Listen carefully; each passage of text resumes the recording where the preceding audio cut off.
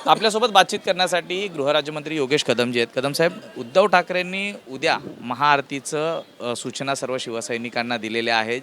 हिंदुत्वासंदर्भात पुन्हा एकदा शिवसेना किंवा उद्धव ठाकरे हे आक्रमक होताना पाहायला मिळतात. नाही, मला वाटतं आता भरपूर उशीर झालेला आहे. ज्या दिवशी प्रभू श्री रामचंद्राची मूर्तीची स्थापना राम मंदिरामध्ये झाली, तो शिवसैनिकांच्या आयुष्यामधला सुवर्ण अक्षराने लिहिला जाणारा हा दिवस होता. वंदनीय हिंदुत्व सम्राट बाळासाहेब ठाकरे यांनी पाहिलेलं स्वप्न हे त्या दिवशी पूर्ण झालं, परंतु त्याचे साक्षीदार उद्धवजी स्वतः झाले नाहीत. ते त्या दिवशी तिकडे गेले नाहीत, निमंत्रण असून देखील गेले नाहीत. तो काय राजकीय कार्यक्रम नव्हता, कुठल्या एका पक्षाने राबवलेला तो अजेंडा नव्हता. शेवटी आज भारतीय म्हणून आपल्या सर्वांसाठी ती अभिमानाची गोष्ट होती, एक हिंदू म्हणून ती अभिमानाची गोष्ट होती. अशा वेळेस तुम्ही आजपर्यंत कधी राम मंदिराच्या ठिकाणी तुम्ही कधी पाऊल देखील ठेवलं नाही, त्या मंदिराच्या उद्घाटनाला तुम्ही गेला नाहीत. मग आज मुंबईमध्ये महाआरती करून तुम्ही काय मिळणार आहात? म्हणून मला वाटतं फक्त अशा सगळ्या गोष्टी फक्त मीडियासमोर बोलून हिंदुत्व काही जागं होत नसतं. याला धरून ते असं देखील म्हणालेले आहे, ज्यावेळी अमित शहा देखील कुठे गेलेले आहेत त्या राम मंदिरात पाया पडायला, अमित शहा जेव्हा जातील तेव्हा मी देखील त्यांच्यासोबत जाईन म्हणून. मला वाटतं आज राम मंदिर उभं राहिले हे वंदनीय बाळासाहेबांचं स्वप्न होतं. म्हणजे अमित शहाजीकडे बघून तुम्ही तुमचं हिंदुत्व बघणार आहात का? मग अमित शहाजींनी 370 कलम हटवलं, मग त्यावेळेस मग आजपर्यंत तुम्ही काश्मीरमध्ये गेलेला आहात का? त्यांचं तुम्ही अभिनंदन केलं का? मला वाटतं या फक्त खोट्या वल्गना करणं आणि अशा पद्धतीने फक्त भाजपच्या मोठ्या नेत्यांना बदनाम करण्याच्या पलीकडे मला वाटतं उद्धवजीने पाहिलं पाहिजे.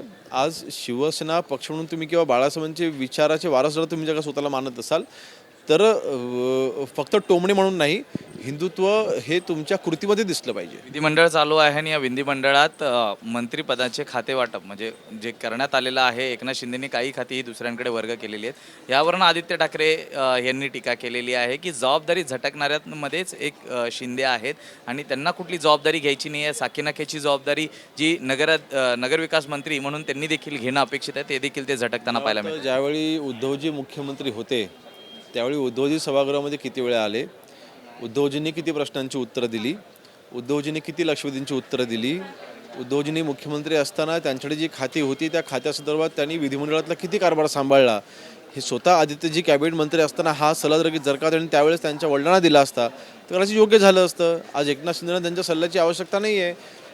मंत्रालयामध्ये मंत्र्यांचं काम फक्त काय विधिमंडळामध्ये प्रश्नांना उत्तर देणं फक्त नसतं, मंत्रालयात जाऊन त्यांना कामं करावी लागतात, धोरणात्मक निर्णय घ्यावे लागतात. त्या धोरणात्मक निर्णय घेण्यामध्ये एकनाथ शिंदे साहेबांनी अतिशय महत्त्वाची भूमिका आजपर्यंत बजावलेली आहे आणि अतिशय उत्तम काम करत आहेत. एकनाथ शिंदे फक्त फोडाफोडीच्या राजकारणात आणि भ्रष्टाचारामध्ये बुडाले असल्याचा आरोप करत आहेत. काही निर्णय हे इथे न घेता ते दरेगावात घेतात, लिंबाला टाचण्या टोचून घेतात, असं देखील एक उपरोक्त टीका त्यांनी केली आहे.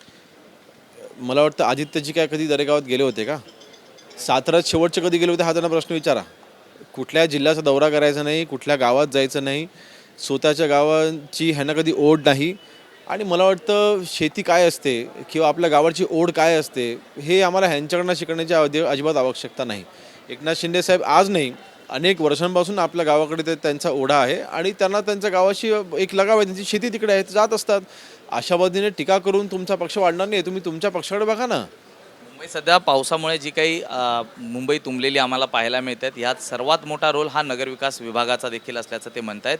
आणि ज्या पद्धतीने मुंबईत कालपर्यंत 2 मृत्यू झालेले आहेत, ठिकठिकाणी पाणी तुंबलेलं आहे, खोटी आश्वासनं दिलेली आहेत, यावरनं खरं तर नगरविकास मंत्री म्हणजेच एकनाथ शिंदेंनी राजीनामा द्यायला हवा.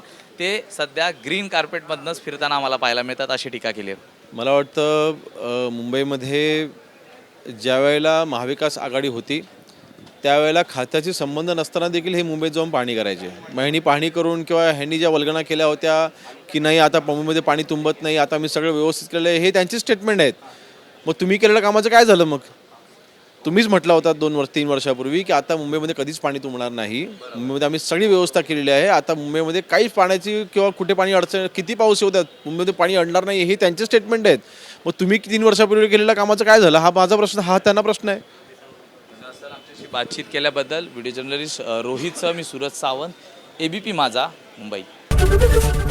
ABP माझा, उघडा डोळे बघा नीट.